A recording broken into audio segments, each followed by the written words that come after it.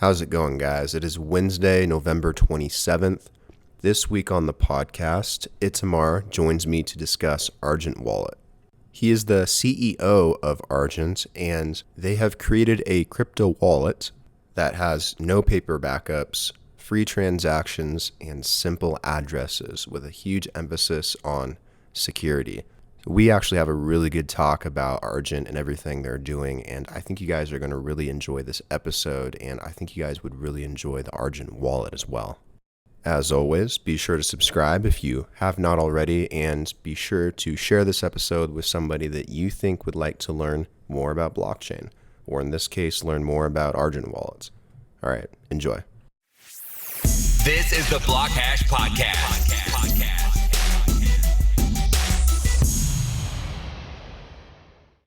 All right, Itamar, how are you doing? Hey, I'm doing great. Thank you. Awesome. And thanks for coming on. Really appreciate it. So for the audience, for the people that might not be familiar with who you are already, tell me a little bit about yourself and your background and how you got into the blockchain space.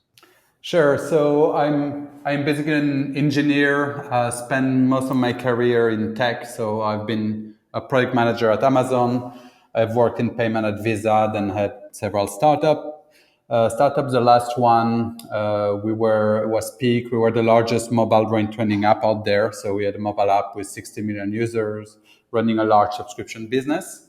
And I got in crypto when selling that business. We had like a no fact flag on the payment. We discovered the mess of dealing with legacy banking. Then when I finally solved that, got my money, bought some crypto, moved it from an exchange to a hardware wallet, and straight away I just thought I have to do that. That was basically my wow moment. Very cool. So is that kind of what got you into crypto? Yeah. So straight away for me was seeing the potential of a new, totally open, transparent financial system that would be global. That was really the starting point. Yeah, I feel like for most people, that is kind of the starting point in dealing with the legacy banking system and all the issues you have. Did you start that startup in the US or outside the US? So I'm based in London. I was based in London at the time. Okay. And so we are, as a team, we are based across Europe. We are a distributed team.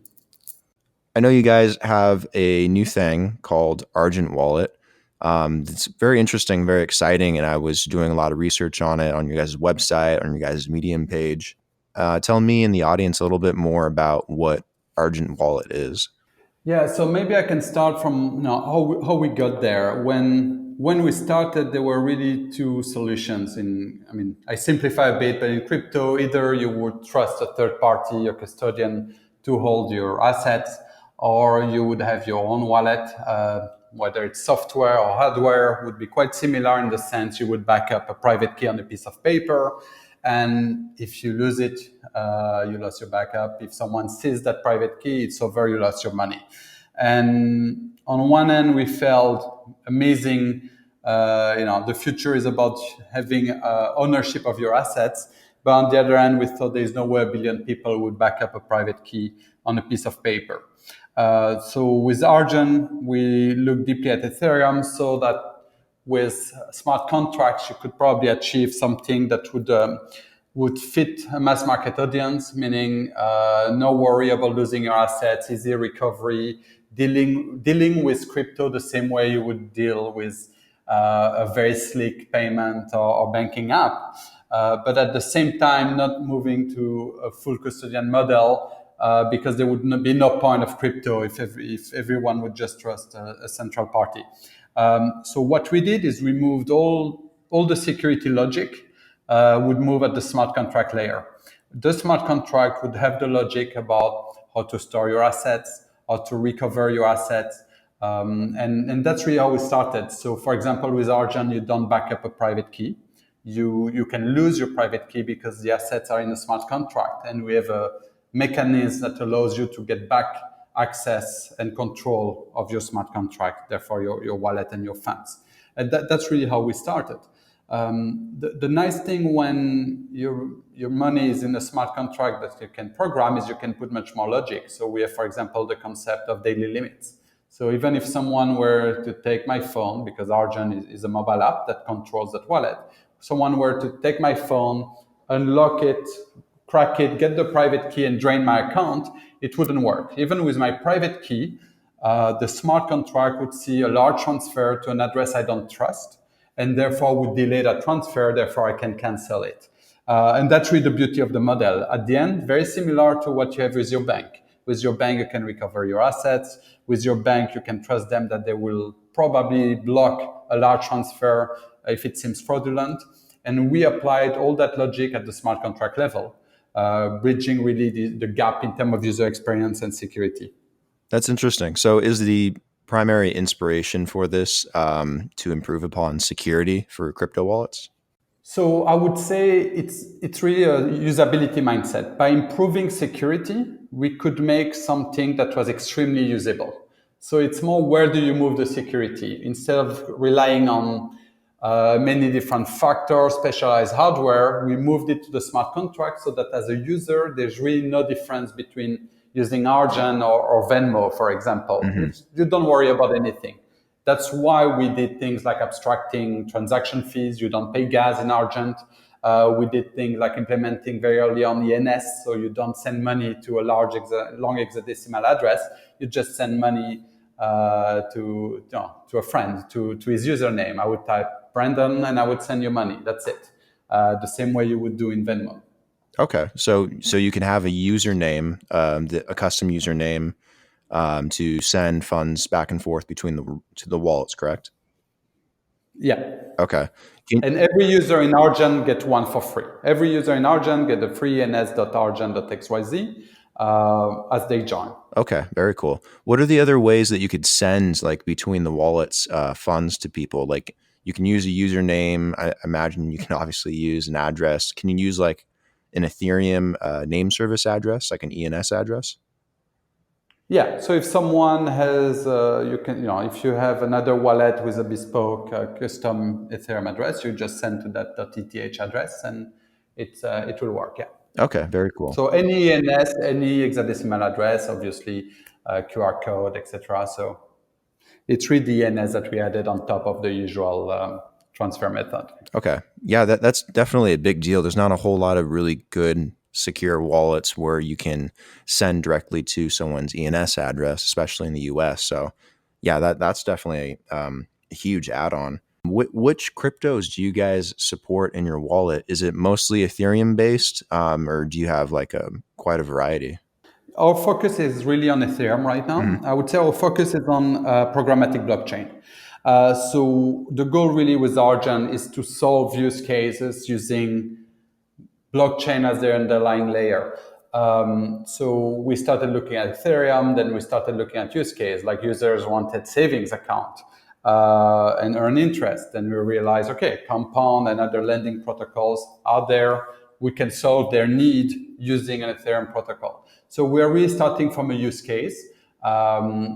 If some use case would belong to another blockchain, we could consider it. But right now, we really see the most exciting use case, especially around DeFi happening in Ethereum. This is really the core of what we do, rather than just trying to be a wallet to hold assets for pure speculation. We believe they will probably won't be there forever, where we buy assets hoping to increase our holding by 100x. The goal is really at some point to solve problems around finance, but also around self-sovereign identity. So connecting to dApps is a big part of what we are working on. Okay.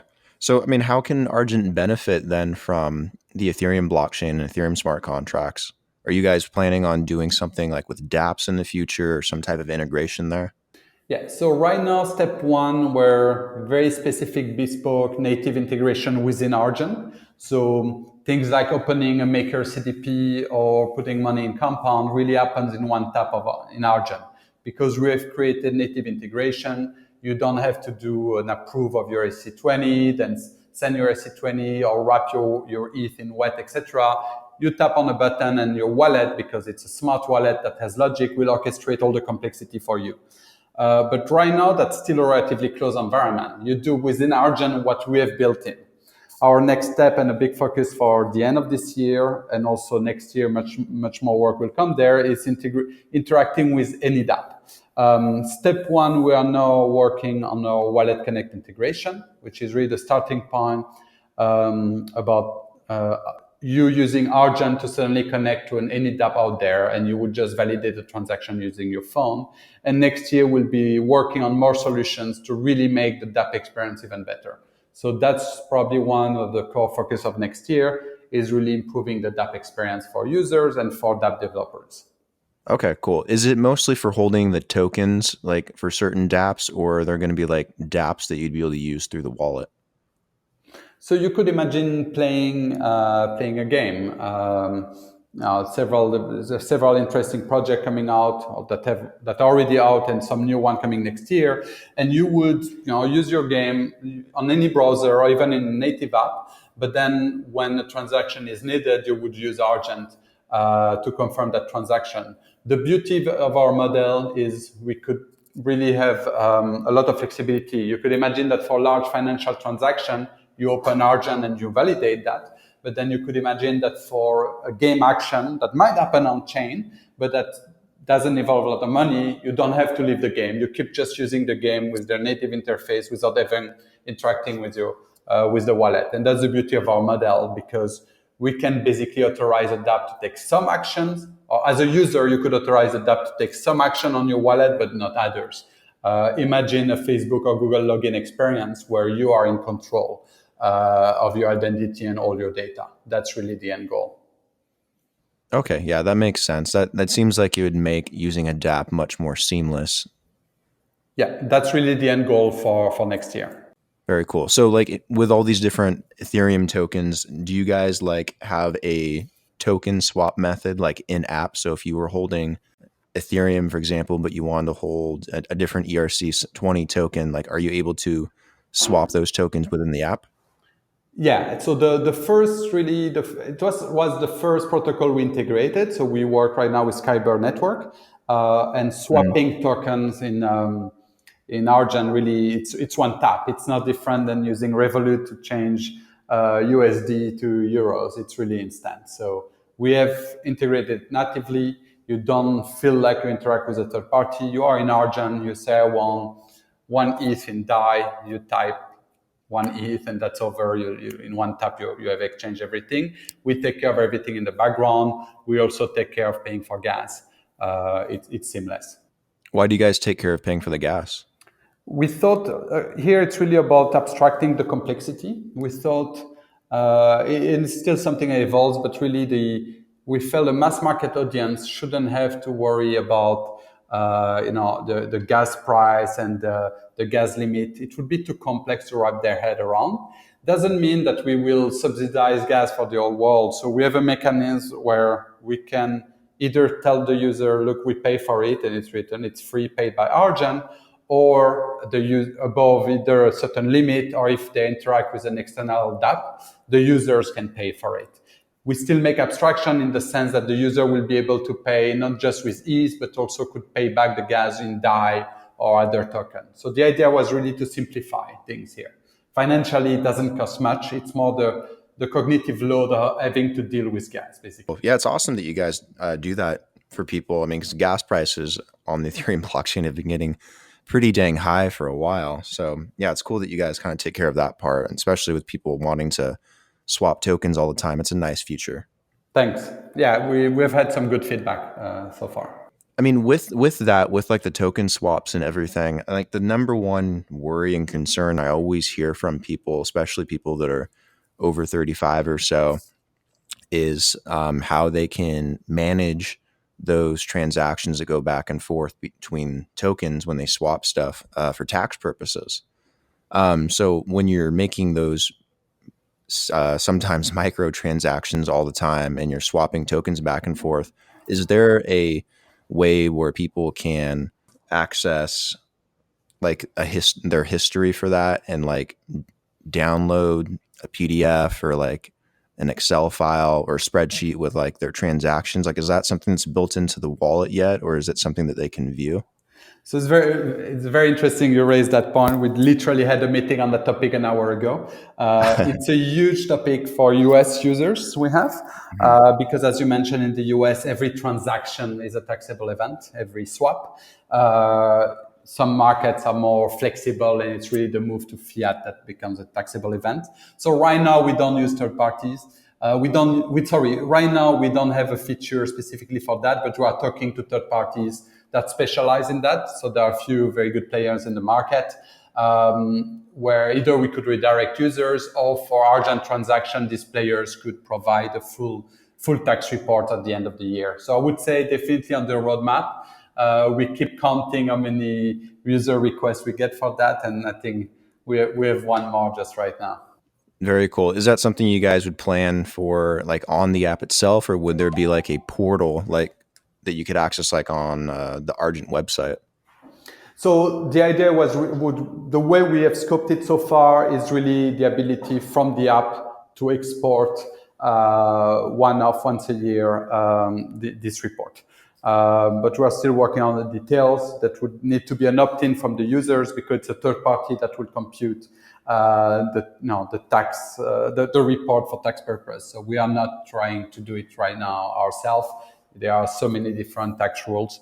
So right now what we see is that our users use these services directly. So there are services that you can join, you enter all your different address, you connect to all the different exchanges, and then they get the tax report that way. But I agree, it would be nice to export that directly from Argent. Yeah, that would be helpful to have it able to export at some point. But yeah, glad you guys are talking about that stuff too.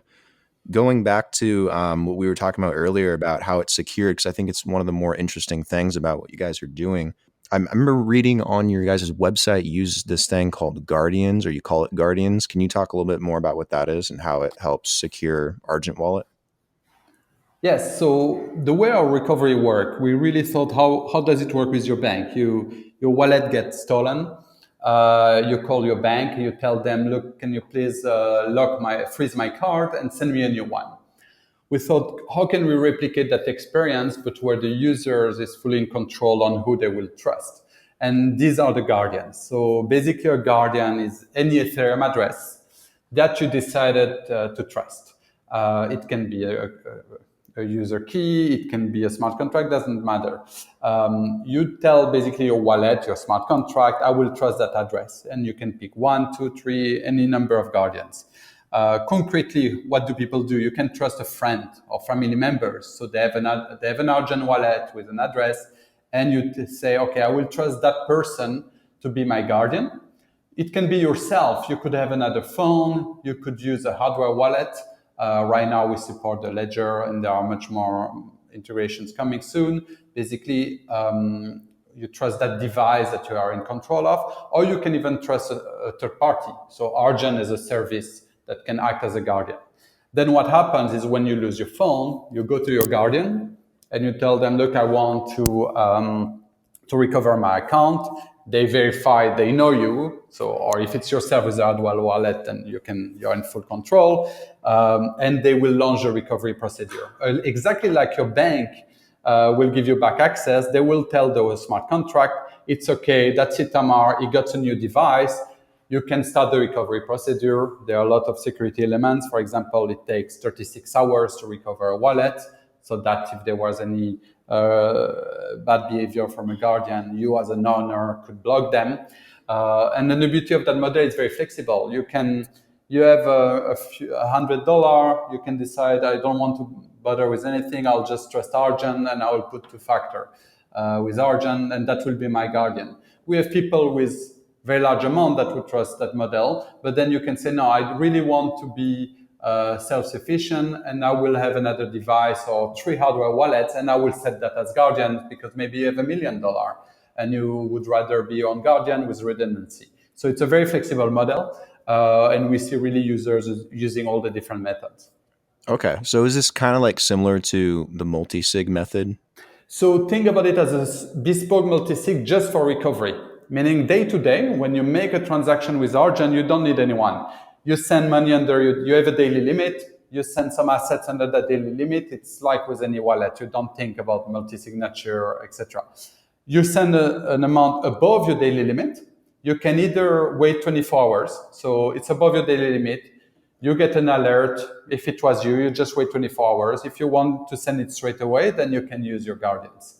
And the beauty of that model, if someone else got access in some way to your phone, try to drain the account, you get alerted. Either you ask, if you have back access to your phone, you just push on the button, you stop the transfer. If not, you go to your guardian and you tell them, please freeze my account, exactly like you would do with a bank.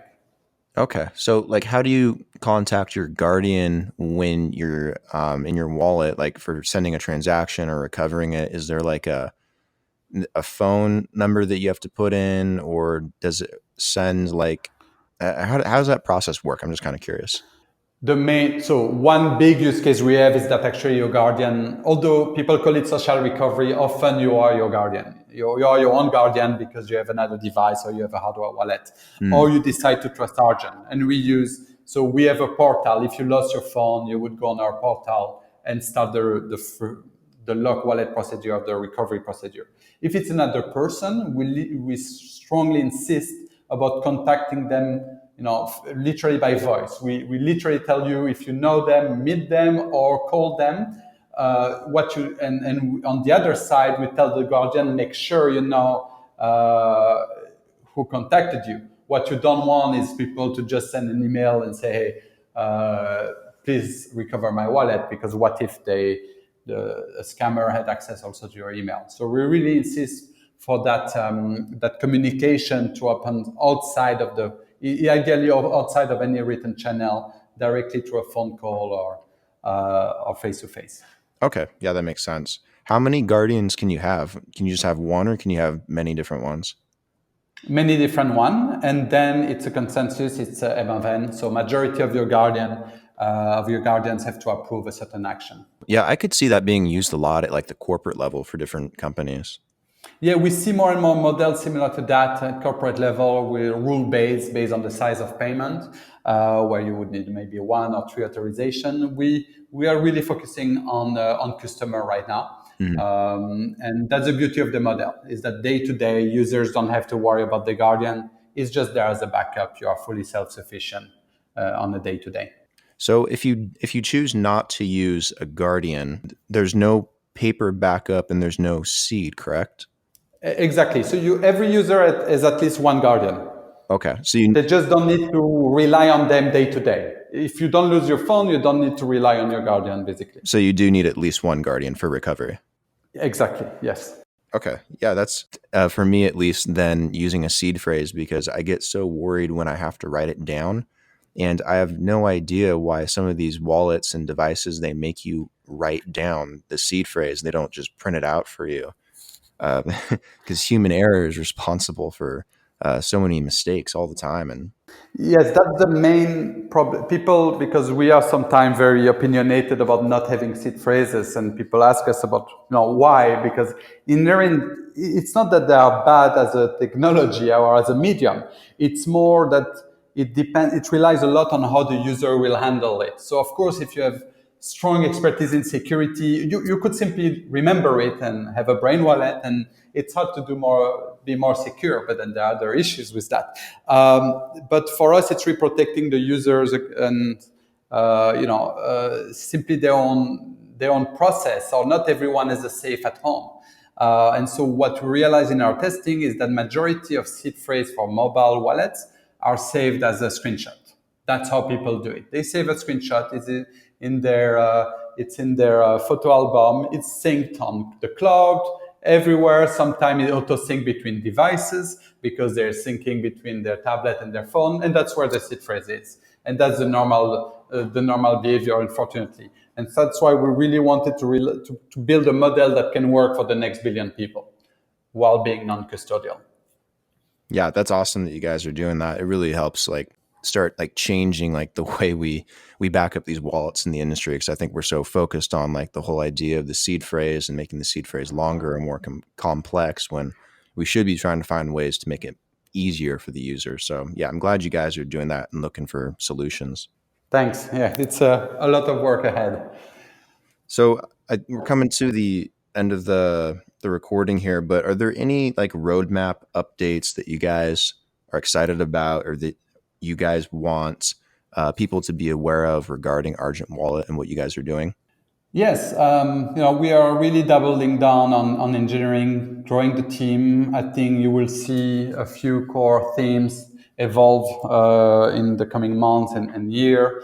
You will see more work being done on bridging the gap between legacy finance and crypto. So think about fiat on ramp, fiat to crypto, crypto to fiat, being able really to move money in and out. That's an important theme that we're working on both for the US, Europe, and then next year on other markets.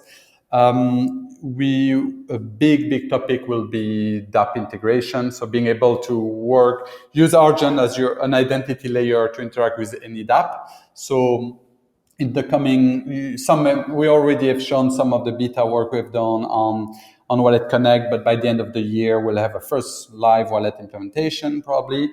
But then next year, there will be much more work being done on much more advanced and seamless way to interact with dApps.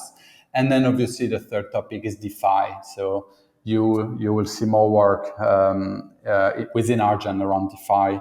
Right now, the new Maker MCD keeps us busy, but there will be more work after that.